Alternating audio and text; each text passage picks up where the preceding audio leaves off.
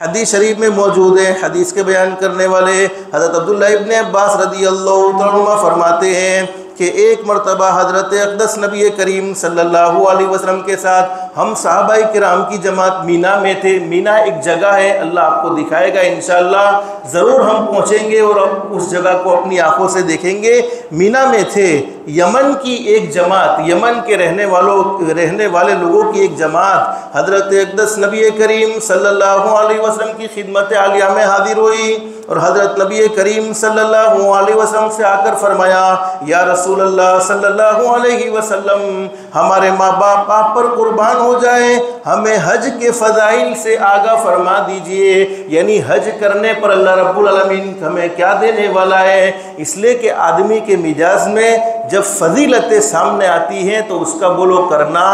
آسان ہو جاتا ہے۔ تو صحابہ کرام کی ایک جماعت یمن سے حضرت نبی کریم صلی اللہ علیہ وسلم کی خدمت میں آئی اور فرمایا، اللہ کے رسول، ہمارے ماں باپ آپ پر قربان ہو جائے، ہمیں حج کے فضائل سے آگاہ فرما دیجئے۔ حضرت اقدس نبی کریم صلی اللہ علیہ وسلم نے ارشاد فرمایا، جو شخص اپنے گھر سے حج یا عمرہ، حج ہو یا عمرہ، عمرے کے ارادے سے نکلتا ہے، حج کے ارادے سے نکلتا ہے، تو ہر قدم زمین سے اٹھتا ہے۔ جب ہم زمین پر قدم رکھتے ہیں، ہر قدم زمین سے اٹھتا ہے اور رکھتے ہیں قدم، تو فرمایا اٹھاتے وقت اور رکھتے وقت اس کے گناہ یوں جھڑ جاتے ہیں، یوں ختم ہو جاتے ہیں جیسے درخت سے پتے گرتے ہیں۔ پھر آگے حضرت نبی کریم صلی اللہ علیہ وسلم نے ارشاد فرمایا، میرا وہ امتی جو مدینہ المنورہ میں حاضر ہو جائے، اس لیے کہ صرف مکہ المکرمہ کا سفر نہیں، ہمارے نبی کے احسانات ہم پر بہت زیادہ ہیں۔ کیوں حضرت اقدس نبی کریم صلی اللہ علیہ وسلم کے شہر میں ہم حاضر نہ ہو، ضرور حاضر ہونا چاہیے۔ اور جو شخص روزانہ 313 مرتبہ درود شریف پڑھنے کا اہتمام کرے گا، اللہ پاک اس سے اپنے فضل و کرم سے بہت جلد مکہ المکرمہ اور مدینہ المنورہ کا سفر کروائے گا۔ اللہ کے لیے بولو کوئی مشکل، اللہ پیسوں کا محتاج نہیں ہے، اللہ مال کا محتاج نہیں ہے۔ اللہ چاہے تو غریب کو کئی مرتبہ مدینہ بلاتا ہے اور اللہ نہ چاہے تو مالدار پوری زندگی محروم رہ جاتے ہیں۔ تو فرمایا کہ جب وہ مدینہ منورہ میں حاضر ہوتے ہیں اور مجھے سلام کرتے ہیں اور مصافحہ کرتے ہیں، یہ تو اس وقت کی بات ہے جب حضرت اقدس نبی کریم صلی اللہ علیہ وسلم موجود تھے، مصافحہ ہو سکتا تھا، لیکن اب ہم سلام تو ضرور پیش کر سکتے ہیں۔ اور ہمارا عقیدہ ہمارے نبی حضرت محمد رسول اللہ صلی اللہ علیہ وسلم اپنے روزے مبارکہ میں بولو موجود ہیں، زندہ ہیں، اور وہ ہمارے سلام کو سنتے بھی ہیں اور اس کا جواب بھی بولو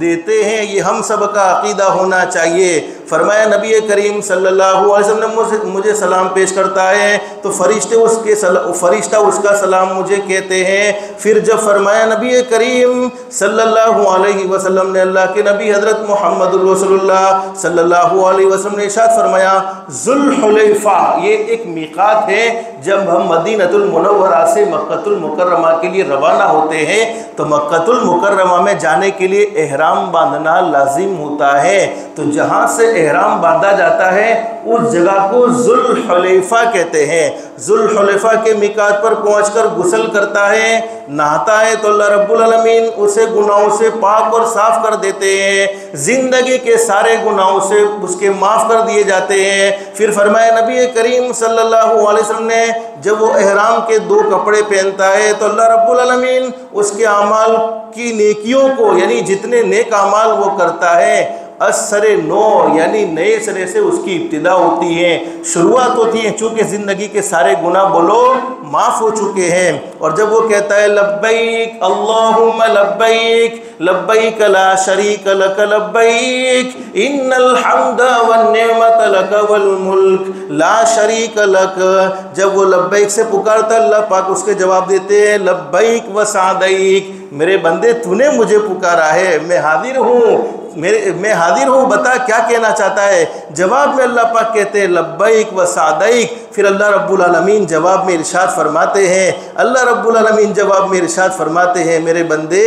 میں نے تیری بات کو سن لی ہے، تو نے مجھے پکارا، میں نے تیری بات کو سن لی ہے اور میں تیری طرف متوجہ ہو چکا ہوں۔ حضرت اقدس نبی کریم صلی اللہ علیہ وسلم نے ارشاد فرمایا، جب مکہ مکرمہ میں حاضر ہو کر طواف اور صفا مروہ کی سعی کرتا ہے، سعی کے معنی دوڑنا، صفا مروہ کی سعی کرتا ہے، تو فرمایا اللہ رب العالمین اس کے لیے بھلائیوں کا سلسلہ قائم فرما دیتے ہیں، اس کے مقدر میں بھلائیاں ہو جاتی ہے۔ اور جب وہ عرفات کا وقوف کرتا ہے اور لوگ خوب روتے دھوتے ہیں، عرفات کے اندر لوگ روتے بھی ہیں دھوتے بھی ہیں، اور گزشتہ میں نے آپ کو بتلایا تھا کہ ہر عبادت اللہ کے نزدیک قبول کروانی چاہیے، ہر عبادت،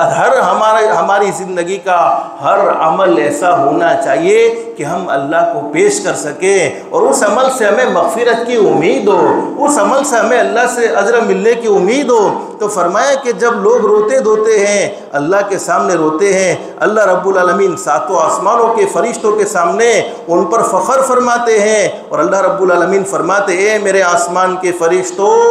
میرے بندے کو دیکھتے ہو جو دور دراز سے بڑی مشکلوں کے ساتھ، بڑی پریشانیوں کے ساتھ سفر طے کر کے غبار آلود اور پرا گندہ بالوں کے ساتھ میرے حضور میں، میرے دربار میں حاضر ہوئے ہیں۔ میں اپنی عزت و جلال کی قسم کھا کر کہتا ہوں کہ ان کے نیکوکاروں کی وجہ سے، یعنی جتنے نیک لوگ یہاں موجود ہیں ان کے نیک لوگوں کی وجہ سے میں نے بدکاروں کو بھی یعنی گنہگاروں کو بھی نواز دیا ہے اور انہیں گناہوں سے یوں اور پاک صاف کر دیتا ہوں جیسا کہ ان کی ماں نے انہیں آج ہی جنا ہو۔ اور جب وہ جمرات کی رمی کر کے جب شیطان کو کنکری ماری جاتی ہے تو اس کو کہتے ہیں جمرات کی رمی کر کے سر منڈاتے ہیں، پھر اخیر میں طواف زیارت کرتے ہیں۔ حضرت اقدس نبی کریم صلی اللہ علیہ وسلم نے ارشاد فرمایا، عرش سے پکارنے والا پکارتا ہے، تمہاری مغفرت ہو چکی ہے، اب تم واپس اپنے گھر پر جاؤ، تمہارے سر پر کوئی گناہ بولو باقی نہیں رہا۔ یہ تو میں نے فضیلت مختصر بتلائی ہے کہ اللہ نے اگر وسعت دے رکھی ہے، طاقت دے رکھی ہے تو حج میں بولو تاخیر کرنی نہیں چاہیے، جتنا ہو سکے اللہ نے وسعت دے رکھی ہو اسے جلد سے جلد کر لینا چاہیے۔ یہ نہیں سوچنا چاہیے کہ فلانی عمر میں کر لوں گا، فلانی عمر میں کر لوں گا، ایک سیکنڈ کا بولو کوئی بھروسہ نہیں ہے، زندگی کا چراغ کب بجھ جائے کچھ نہیں کہہ سکتے ہیں۔